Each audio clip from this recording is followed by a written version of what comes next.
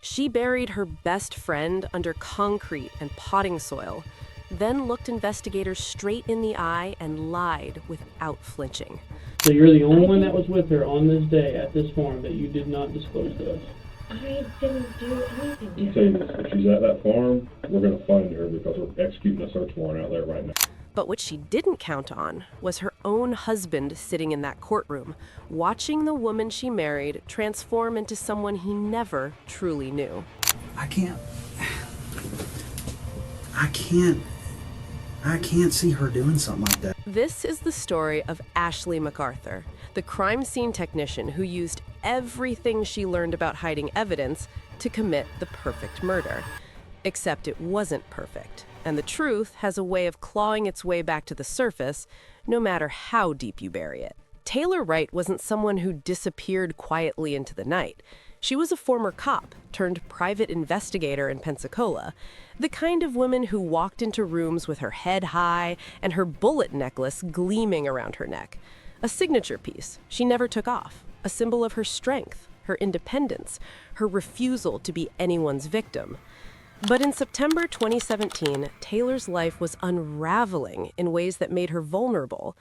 A brutal divorce was draining her emotionally and financially. A custody battle for her young son was tearing her apart, and the pressure was mounting from every direction. She'd pulled $34,000 from a shared account, cash she desperately needed to protect from her ex-husband, and she made a decision that would seal her fate. She trusted Ashley MacArthur to hold that money for safekeeping. Ashley wasn't just any friend. She was someone Taylor believed she could count on, a former crime scene technician who understood the law, who understood loyalty, or so Taylor thought. On September 8th, 2017, Taylor spent the afternoon with Ashley at a family-owned farm, and that was the last time anyone who loved her would see her alive. Hours later, Taylor's girlfriend Cassandra received a text that made her blood run cold. It was supposed to be from Taylor, saying she just needed space, but something about it felt wrong. Sterile, emotionless, not like Taylor at all. Taylor didn't just ghost people, especially not in the middle of a custody fight where every move mattered. Cassandra's gut screamed that something was terribly, horribly wrong. And she was right. When days turned into a week with no word, no sightings, and Taylor's phone going dark, panic spread through everyone who knew her. Police launched an investigation, and the spotlight turned quickly to the last person confirmed to have been with Taylor, Ashley MacArthur. And that's when the cracks in Ashley's story started to show. Ashley sat down with investigators, calm, collected, almost too rehearsed, like she'd practiced this conversation in her head a dozen times before it happened. She told them Taylor had been acting distant, emotional, unstable even, that Taylor left her property that afternoon with the $34,000 in cash and probably just ran away to start fresh somewhere new. And she was just kind of, she'd talk about, the court case and stuff and joke a little bit. And like I said, she was drinking beer since 9 and so that morning, whenever I went and got her. And she wasn't like depressed or angry or anything like that. She was, irritated when she would talk about that, but not like just crabby and, And that's why when she tells me, that she wants to go to beer, that I didn't really think much of it at all. Sure, that's the adult. She painted a picture of a woman on the edge, someone who might just vanish on purpose. And for a moment, it almost sounded believable. But detectives don't build cases on stories. They build them on evidence. And the evidence was about to shatter every lie Ashley had carefully constructed. Investigators pulled phone records, checked Uber and taxi logs, scoured surveillance footage from every gas station and convenience store in the area. If Taylor had left that farm alive, there should have been a trail. But there was nothing. No rides, no purchases, no movement. Then came the cell tower data, and that's when everything changed. Taylor's phone pinged near the same family farm where Ashley claimed she'd left, and it never moved again. If cases like this fascinate you, subscribe now to Women of Malice because I publish new cases every week. While Ashley was spinning her narrative to police, search teams were combing the MacArthur family property, and what they found stopped everyone cold. Buried in a shallow grave covered with concrete, potting soil, and cinder blocks were skeletal remains, and tangled in those bones was Taylor's bullet necklace, the one piece of her identity she never went anywhere without. Taylor Wright was no longer missing. She was murdered, and the person who put her in that ground knew exactly how to hide a body because she'd spent years learning how to process crime scenes. Ashley MacArthur had just gone from person of interest to prime suspect, and her carefully constructed alibi was crumbling faster than she could rebuild it. Ashley's husband, Zach MacArthur, couldn't believe what investigators were telling him when they brought him in for questioning. They laid out the timeline, the evidence, the location of Taylor's body on his family's property, and they asked him point blank if he thought his wife was capable of murder. What do you think happened to Taylor? I couldn't tell you, Jason. I mean, I don't know. I don't know. I mean, nobody deserves to ever get anything happen to them like that whatsoever. I don't know, buddy. I don't know what happened to her. And, I'm asking you, as this investigation continues, whether it's text, phone records, computers, financials, is there going to be anything that hems you up or ties you absolutely to that? Nothing. None. I'm not that guy, man. You know, and you, Jason, goddamn, you know me. But if you're in my shoes, this has to be done. I'm right. It has to be I'm done. right. Y'all, I mean, I'm not that guy. I never have been. I'm never gonna be. I mean, there's applications on my table at home, and I've been going to interviews trying to get back in law enforcement. I'm not that guy. Never gonna be. I never have been. I'm a good person, man. I don't hang out with dirtbags whatsoever. You know? Well, and not just being involved in the actual murder, but as far as, afterwards. Helping conceal. If any person in this world was like, hey, Zach, come help me do something, I would run from that motherfucker as fast as I could. I don't want hell no. No. I don't break the law. I don't. Zach looked them dead in the eye and said no. Absolutely not. His wife was not a killer. It's terrible.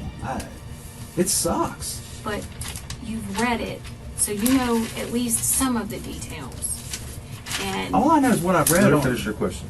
And just based upon that and your knowledge of the job that we do and the job that you used to do, what's your thought? Feelings aside.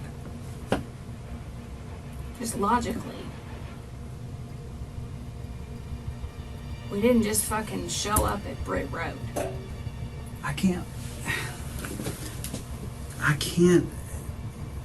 see her doing something like that. I mean, she's super intelligent. You know, she's got a Master's degree. Yeah, or is it master's or I don't know, one of the two. And that's just sloppy. I mean, that's sloppy shit. That's sloppy. I can't see her doing that. It's super sloppy. He insisted Ashley was being framed, that she was caught in some terrible misunderstanding, that the woman he loved couldn't possibly be responsible for something this monstrous. But loyalty and truth don't always walk hand in hand, and sometimes the person sleeping next to you is hiding a darkness you never imagined existed. The trial became a media spectacle, and when Ashley MacArthur walked into that courtroom, she carried herself with an eerie composure, like she believed she could still talk her way out of this nightmare. But then, prosecutors played the interrogation footage, and the jury watched Ashley's lies collide with reality in real time. Your phone and her phone is communicating off the same tower, 8 minutes apart. Why do you have her phone, or why is she with you? She wasn't with me, and I'm aware that I had her phone. How did you get her phone? I don't know that I have her phone. I mean, it could have been in the stuff that she had in the vehicle, but Here's the problem with that. You say you got a text message from her the evening of the 8th saying, hey, I'm okay, I just got to get away and get my head clear. That's not possible. The phone was, You have her phone. I don't have her phone. well, at that point, at that time. A text came from her phone to your phone, according to you, saying, Well, I mean, that's what popped up on my phone. what? I mean, I had a message pop up on my phone. How did her phone end up back in your truck? I don't know. I mean, that's what I mean. I don't know that it ever left. I just got her stuff and took it to Cass. Well, supposedly she left with her phone because she sent you a text message. That's what you're saying. She had two phones. Okay, but the phone that she sent you a text message on is the same phone that tower ping's hitting off of. It may be, but that I have no idea. Where's Taylor at? You need to tell us where she's at. I don't know where Taylor is. Tell me what you did to her. I didn't do anything to her. I didn't do anything to You her. say this, if she's at that farm, we're going to find her because we're executing a search warrant out there right now. That's fine, but she's not going to be there. Then where's she at? I don't know where she Where's is. her body at? I don't know where she is. She's dead, though. You I know don't that? believe that.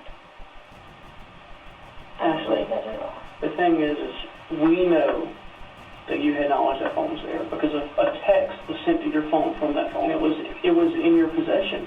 It was at the same location. So either Taylor was sitting in your bedroom with you, right, texting you, and you somehow didn't know, and then stayed in your car with you and communicated with other individuals the entire next day, all the way out of the wedding. Once this wedding was hiding in your car, there's no way humanly possible that you didn't have knowledge of the phone.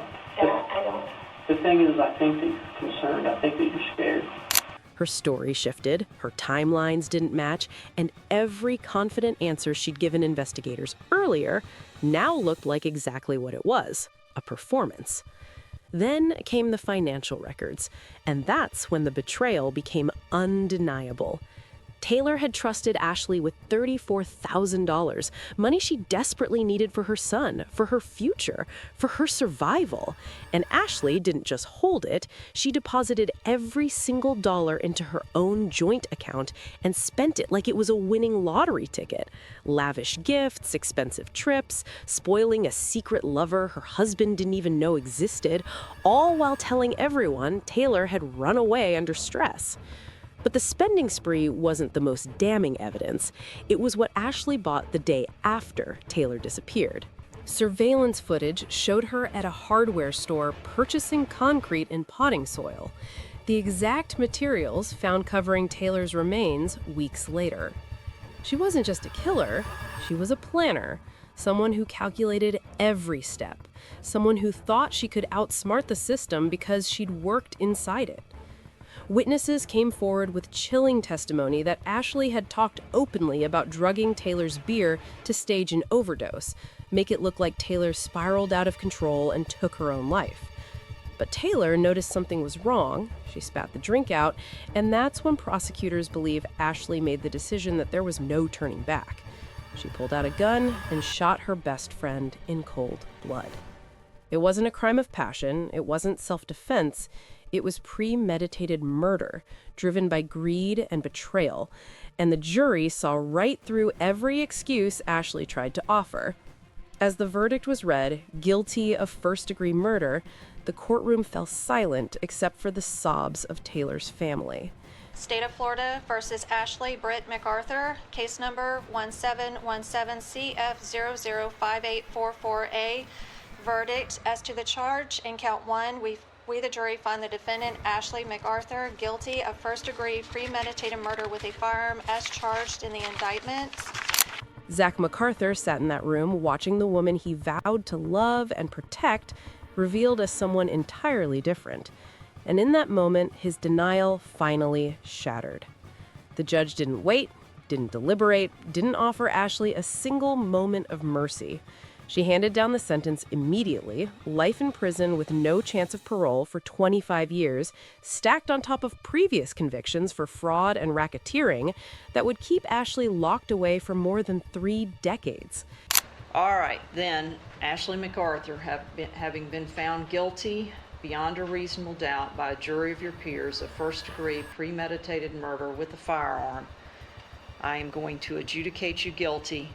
I'm going to sentence you to life with a mandatory minimum 25 years state prison for the firearm.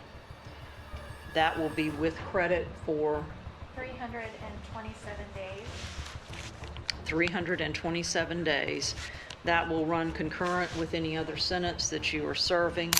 Ashley MacArthur now sits behind bars at Lowell Correctional Institution, and Taylor Wright's family, her young son, and everyone who loved her, are left to pick up the pieces of a life stolen far too soon. No matter how much we want to believe in the people we love, no matter how tightly we cling to loyalty, sometimes the truth is louder, and sometimes the person you trust most is the one who destroys you. Do you think Zach really had no idea what his wife was capable of? Or was he turning a blind eye to the red flags all along? Subscribe now to Women of Malice and let me know what aspect of this case disturbed you most in the comment section. Thank you for watching, and I'll see you in the next case.